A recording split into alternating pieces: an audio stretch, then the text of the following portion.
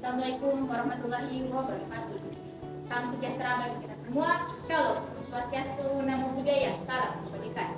Kami dari kelompok 3 mata kuliah Hukum Konstitusi jurusan Ilmu Hukum Fakultas Syariah dan Hukum Universitas Islam Negeri Alauddin Makassar. Absolut Certificat Expositor Non Jet. Sebuah dalil yang sederhana yang membutuhkan penjelasan lebih lanjut.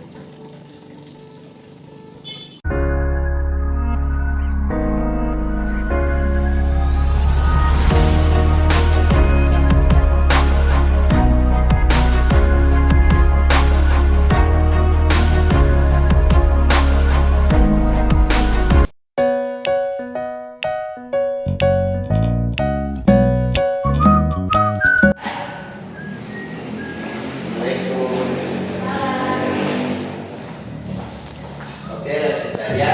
Hari ini kita akan membahas materi tentang konstitusi.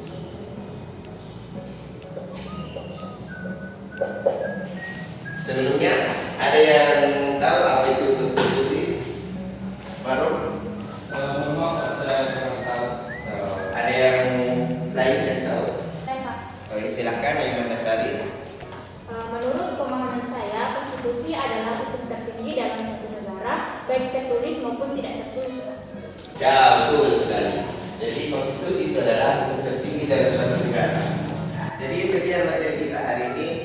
Semoga bisa dipahami. Assalamualaikum warahmatullahi wabarakatuh. Waalaikumsalam warahmatullahi wabarakatuh.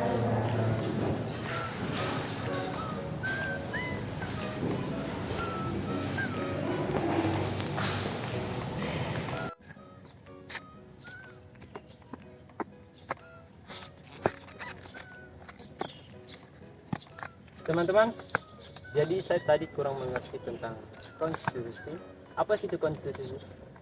Konstitusi menurut M. Solilubis menerangkan bahwa konstitusi itu berasal dari bahasa Perancis, yaitu constituer, yang berarti membentuk.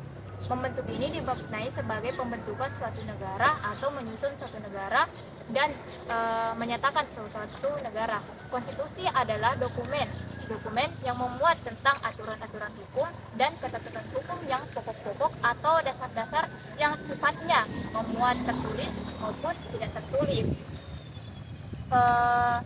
yang menggambarkan tentang sistem ketatanegaraan suatu negara. Konstitusi juga dapat dimaknai sebagai segala ketentuan atau aturan mengenai ketatanegaraan suatu negara. Jadi, apa pentingnya konstitusi bagi negara? Konstitusi itu memiliki kedudukan yang sangat penting dalam kehidupan berbangsa dan bernegara. Konstitusi juga sebagai pemberi pegangan dan pemberi batas agar penyelenggara negara itu tidak menyalahgunakan kekuasaannya. Sekaligus dipakai sebagai pegangan dalam mengatur bagaimana kekuasaan negara itu harus dijalankan.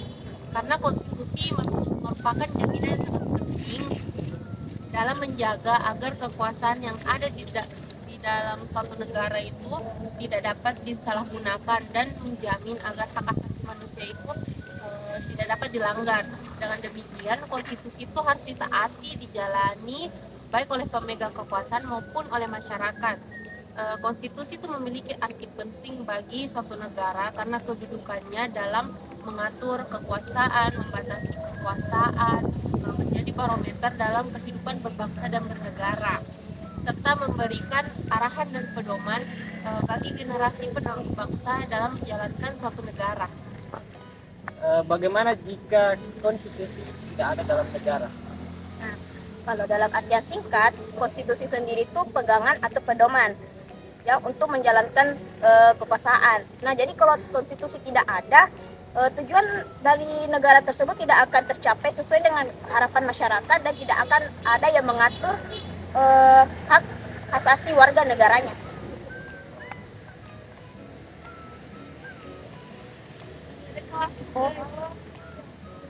Belum Pak, ya baru, dadah.